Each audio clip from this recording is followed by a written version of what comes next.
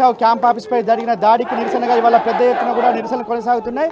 తెలంగాణ రాష్ట్ర వ్యాప్తంగా కూడా బీఆర్ఎస్ అంతా కూడా పెద్ద ఎత్తున నిరసనలు చెప్తారు. కొద్దిసేపటి క్రితమే మాజీ మంత్రి ఎమ్మెల్యే హరీష్ రావు తన క్యాంపు కార్యాలయం చేరుకున్నారు. నిన్న ఏదైతే కాంగ్రెస్ గుండాలు చేసిన ఈ ఘటనలు ఉన్నాయో అవన్నీ కూడా పరిశీలించారు. అనంతరం ఇప్పుడు పెద్ద ఎత్తున మహిళా శ్రేణులంతా కూడా పెద్ద ఎత్తున ఇక్కడ బీఆర్ఎస్ క్యాంపు కార్యాలయం చేరుకున్నారు. హరీష్ రావుకు సంబంధించి నిన్న జరిగిన దాడిని ఖండిస్తూ పెద్ద ఎత్తున కూడా వారు నిరసనలు తెలుపుతున్నారు. మనం మాట్లాడారు, మనతో పాటు కొంతమంది మహిళలు ఉన్నారు. చెప్పండి అమ్మా, నిన్న ఏం జరిగింది, అసలు ఎందుకు జరిగింది? అందరు అర్ధరాత్రి వచ్చి మొత్తం మా క్యాంప్ ఆఫీస్ వాళ్ళకు తెలివి ఉంటే దమ్ము ఉంటే పట్టపాటలు వచ్చి ఆడవాళ్ళు ఉన్నప్పుడు వచ్చి పల్లకొన్న పని అని చూస్తాం, మా తడాకి ఏందో చూపిస్తాం. కానీ ఎవరు లేనప్పుడు వచ్చి పల్లకొట్టింది లెక్క కాదు. క్యాంప్ ఆఫీస్ ముట్టడి చేసిండ్రు అర్ధరాత్రి వచ్చింది లెక్క కాదు. మిట్ట మధ్యాహ్నం తెలుగుంటే పట్టపగలు వచ్చి పల్లకొట్టి చూపెట్టమనండి, అప్పుడు మా తడాకి ఏందో మేము చూస్తాం. ఎందుకు దాడి చేయాల్సి వచ్చింది, ఎందుకు చేసిరు? ఏమో మాకు అసలు ఏం తెలియదు, ఆ విషయమే తెలియదు మాకు. అర్ధరాత్రి వచ్చినప్పుడు మాకేం తెలియదు కదా. గతంలో ఎప్పుడు కూడా ఇలాంటి దాడులు సిద్దిపేట జరగలేదు, ఇవాళ ఎందుకు జరుగుతున్నాయి?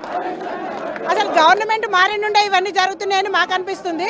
6 గ్యారెంటీలు మా అన్న నిలదీసి అసెంబ్లీలో వాళ్ళని అడిగినందుకు, రైతు బంధు ఇవ్వలేనందుకు, ఇవన్నీ అన్న నిలదీసి అడుగుతుండు కాబట్టి, రుణమాఫీ ఇవన్నీ అడుగుతుండు కాబట్టి ఇవన్నీ దాడులు జరుగుతున్నాయని మేము అనుకుంటున్నాము. కానీ ఇవన్నీ మేము దాడులకు, ఎలాంటి దాడులకు మేము భయపడాం. 30 ఏళ్ల నుంచి మేము సాధించుకున్న తెలంగాణ ఇలాంటి పోరాటాలు ఎన్నో చేసినాం మేము. ఇదేం మాకు కొత్త కాదు. అసెంబ్లీలో అన్ని నిలదీసినందుకే ఇవన్నీ జరుగుతున్నాయని మేము అనుకుంటున్నాం. ఇలా చాలా మంది కూడా మాట్లాడతారు. జై తెలంగాణ. తెలంగాణ పుట్టింది సిద్దిపేట గడ్డ. కేసీఆర్ అంటే రేవంత్ రెడ్డి గారికి కళ్ళు పొరలొచ్చినాయి. వాడు 6 గ్యారంటీలు అయినా నాడు మాట్లాడాలి. సిద్దిపేట దొరికితే తొక్కుతా లంజాడుకును.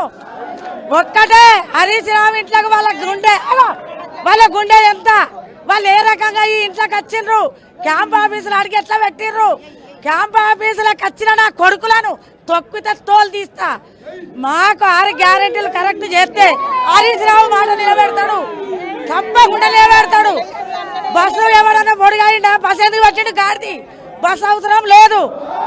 రుణమాఫీ చెయ్యని, 2500 ఇయ్యని. 2 లక్షల రుణమాఫీ చేసామని చెప్తుంది కదా, మరి వేయలే, ఎవరికి వేయలే పైసలు. 1 లక్ష కాడికి వేసిండట, పైసలు రుణమాఫీ కాలే. రైతు బంధు లేదు, పింఛన్లు 2 మాటలుగా పెట్టిండు ఈ కొద్ది రోజుల్లో.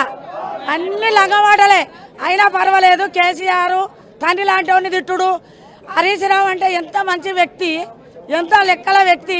ఆయన బోసపుచ్చుడు, ఆయన క్యాంప్ ఆఫీసులో కాంగ్రెస్ వాళ్ళు అడుగు పెట్టడు, అది మంచి పద్ధతి కాదు. వాళ్ళు 6 గ్యారెంటీలు కరెక్ట్ చేసినాక ఆయన ఏమన్నాడో అది మాత్రం నిలబెడతాడు, తప్పకుండా నిలబెడతాడు. కానీ మళ్ళా గన్నవాడు ఏడాబాద్ ఎత్తిన ఆడోళ్ళమే, మహిళలం. సిద్దిపేట మహిళలు అంటే రాక్షసుల కన్నా ఎక్కువ. మేము తెచ్చినాం. తెలంగాణ అంటే ఏది కానీ కాంగ్రెస్ను పండ పెడతాం మేమే, తొక్కి పెడతాం మేమే. తెలంగాణ తెచ్చిన వాళ్ళమే. కానీ మా హరీష్ రావు అంటుకు రావద్దు. అన్ని చేసినాక ఆయననే చెప్తాడు ఆ ముచ్చట్లు. ఈనాలవాడు. జై తెలంగాణ. చూడమ్మా, మీరు చెప్పండి, నిన్న దాడి ఎందుకు జరిగింది అంటారు? గతంలో ఎన్నడూ కూడా సిద్దిపేట ఇట్లాంటి ఘటనలు జరగలేదు, ఎందుకు ఎప్పుడు జరగలేదు? గత 15 సంవత్సరాల నుంచి. ఇప్పుడు ఎవరన్నా వాళ్ళు కాంగ్రెస్ లో ఉన్నప్పుడు కూడా వాళ్ళు ఎప్పుడన్నా వ్యతిరేకంగా ఎవరైనా మహిళలు చేసిండ్రా?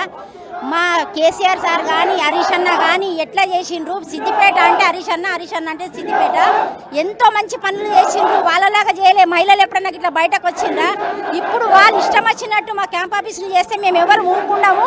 హరీష్ అన్న మా ప్రాణాలు ఎట్లనో హరీష్ అన్న అంతా మేము ప్రాణాలకు హరీష్ అన్నకు అడ్డుపడైనా కానీ మేము రక్షించుకుంటాము. మాకు జై హరీష్ అన్న, జై కేసీఆర్.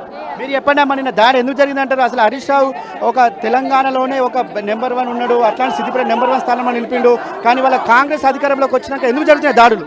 తెలంగాణలో మీద కుట్ర చేసి రేవంత్ రెడ్డి తెలంగాణ మీద కుట్ర చేసి వీళ్ళు చాలా చేసినని 6 గ్యారెంటీలు అమలు చేస్తామని చెప్పి ఒక్కటి కూడా అమలు చేయలేడు.